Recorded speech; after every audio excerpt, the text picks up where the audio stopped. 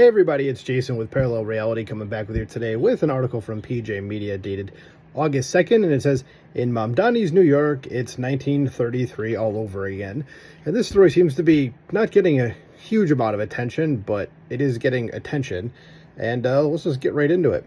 It says, New York City's Marxist Muslim Mayor Zoran Mamdani acted quickly once he moved into Gracie Mansion to demonstrate that his venomous anti-Israel campaign rhetoric was not just an appeal to the Democrat Party's growing and aggressive hard-left faction.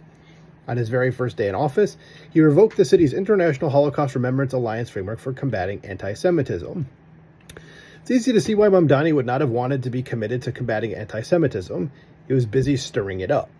On July 21st, Mamdani falsely accused Israeli Prime Minister Benjamin Netanyahu of being a war criminal and carrying out a genocide of quote-unquote Palestinians. And as we've said in many other videos, there's really no such thing as Palestinians. They're a fake ethnic group. Don't believe me? Ask them to take a blood test. See what it comes back as. Guarantee you it won't be Palestinian. So, continuing on, it says, 2 days later, a Muslim screaming Allahu Akbar stabbed an identifiably Jewish man who was leaving Jewish services. Nor was that an isolated incident. The Jerusalem Post reported Thursday that Mamdani's own police commissioner reported hate crimes up nearly 12% citywide, with 55% targeting Jews, who represent about 10% of the city's population.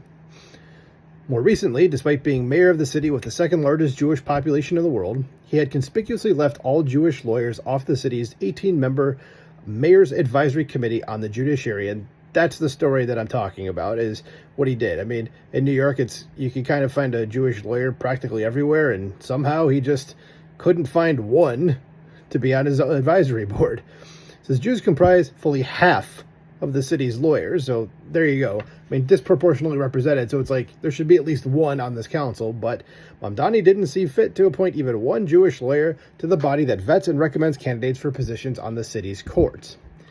The systematic ignoring of the city's Jewish lawyers will do nothing but contribute to their sidelining within their own profession. Allgemeiner noted Tuesday that a coalition of Jewish legal organizations condemned the appointments, arguing that the omission excludes one of New York's largest religious and ethnic communities from an influential body responsible for shaping the city's judiciary. The coalition also noted that Mamdani's snubbing of the Jewish lawyers was just one aspect of a troubling pattern that has left many Jewish New Yorkers feeling increasingly marginalized. That pattern includes not only Mamdani's rejection of the International Holocaust Remembrance Alliance's definition of anti-Semitism, but also the omission of Jewish neighborhoods from an administration map highlighting immigrant enclaves. Yeah, I don't know if you saw that that map that he put out. He left out a lot. He left out Little Italy. I mean, like, come on. Like, how do you have a New York map about where, like, all the various ethnic enclaves are and leave out, like, little freaking Italy? Like, Jesus. But, yeah, I don't know if you saw that. And it put in other enclaves, too, of, like, ethnic groups that, like, aren't really even there. There were a couple of those where it was, like, no one's ever, like, people say, like, no one's ever called that area little whatever it was. Just a jackass. Anyway, it says, what's next? Maybe organized boycotts of Jewish-owned businesses? The BDS, or Boycott, Divest, Sanction movement, announced a week after Mamdani took office that it welcomed Mamdani's revocation of the anti-BDS executive order issued last month by the previous mayor. The executive order that Mamdani revoked prevented any mayoral agencies or appointees from doing business with vendors and organizations complying with international law by holding genocidal Israel accountable. It says, that is, the city was prevented from doing business with entities that boycotted Israel, but no longer. And by the way, Israel, as we know and I've said in God knows how many videos at this point, there is no genocide there. Knock it off. It says, there are precedents. On April 1st, 1933, and guess who we're going to reference? If you saw the title, you probably knew this was coming.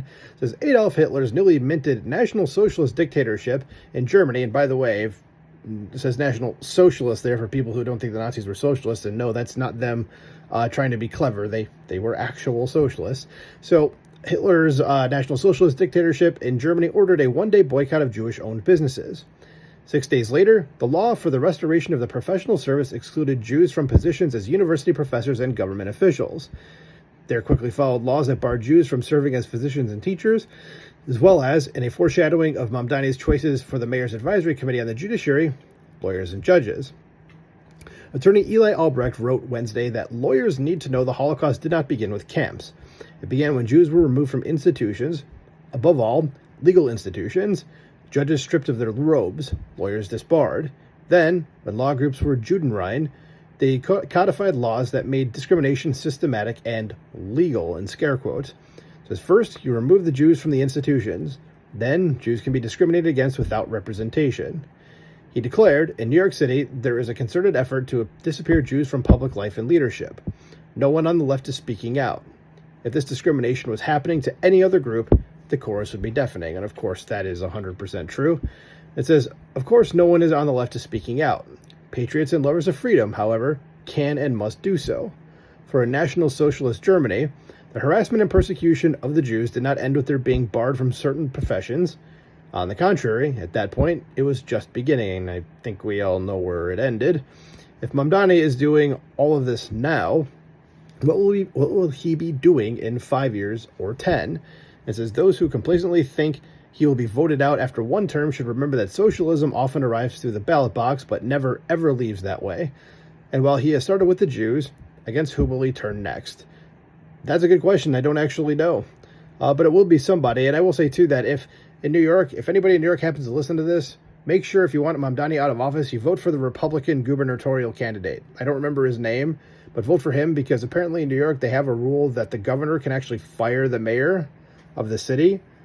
I think I saw it's been used like once or twice, but it is something on the books and he can do it. And I think he plans on doing it. So if you want Mamdani gone before his term is up, vote for the Republican gubernatorial candidate in New York City, or in New York State, I should say, not New York City, because this dickweed is in charge of New York City right now, all to the detriment of everybody.